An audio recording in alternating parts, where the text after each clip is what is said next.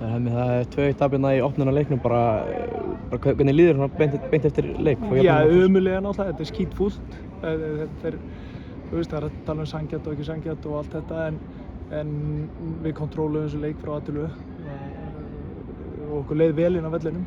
Við komumst aftur fyrir og inn í vítateig 20 sinnum í leiknum en bara nýtum illa stöðunar, nýtum illa þessa lokasendingu eða síðasta skot eða síðasta færi eða svo erum við í áhlaupum 3 á 2 og nýttu það bara illa þannig að þá færði það oftast í hnakkan. Varstu bara frammistaðan eins og talar bara hjá valsliðinu, bara hvernig fannst þér hún?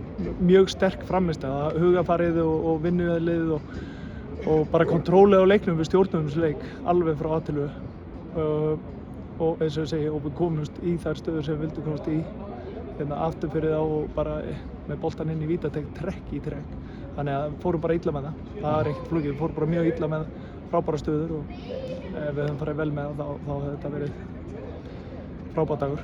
Dóttarleik í bikar að fá nýliðan hérna heimavöll í opnarleik, munu fá erfiðari lið núna í bara næstu leikjum og í sumar. Hvað það sem þið þurfa að laga til þess að geta snúið þessum jafnteflum með töpum í sigra?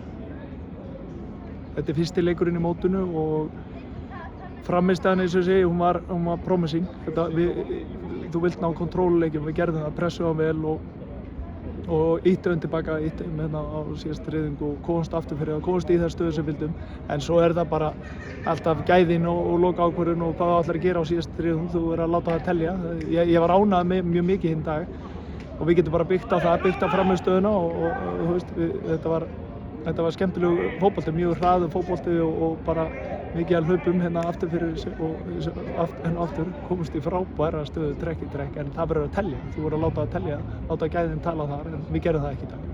Tryggvi fer hérna niður í fyrra hálfleik, með miðjan fyrra hálfleik og vildi fá vítaspyrnu, ertu ekki búinn að sjá það aftur? Nei, ég er ekki búinn að sjá það.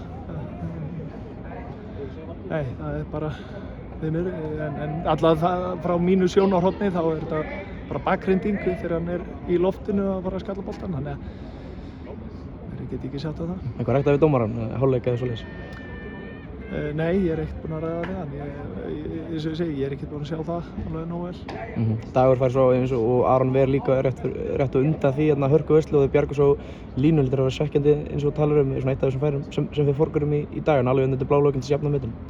Já, það er fúlt en það var kannski svona svolítið bara að saga leiksins, við komumst í frábæra stöður, alveg trekk í trekk þannig að þú verður að nýta færin, þú verður að nýta stöðunar og nýta yfirburðina þú verður að skora mörk, það er ekki nóg að vera að komast inn í vítateig trekk í trekk og í frábæra stöðu, þú verður að láta það telja og það er bara, þú gerir það bara með að skora mörk. Það er alltaf næstu leikur og það er þínir gömlu félagar í Vestmannaeyjum sem þú ert að fara að mæta á föstudaginn ef við skallast ekki, bara hvernig horfur núna á framhaldi og bara næstu leik? Já, við þurfum að slúta hérna, taka hraðasóknir alla vikuna en eins og ég segi, það er margt rosa jákvætt því það vantar ekkert upp á hugafarið og viljan og svona kraftin í okkur í dag það var hörkubarátta í liðinu og rosa hlaupa vilji og menn voru að skila sér í stöður og þar af leiðandi náðum við góðu kontróli þannig að þetta er þetta fína sem er í liðinu en var ekki til staðar í dag því mér að svona alvöru gæði að slúta þessu sókn. Takk fyrir að ganga vel.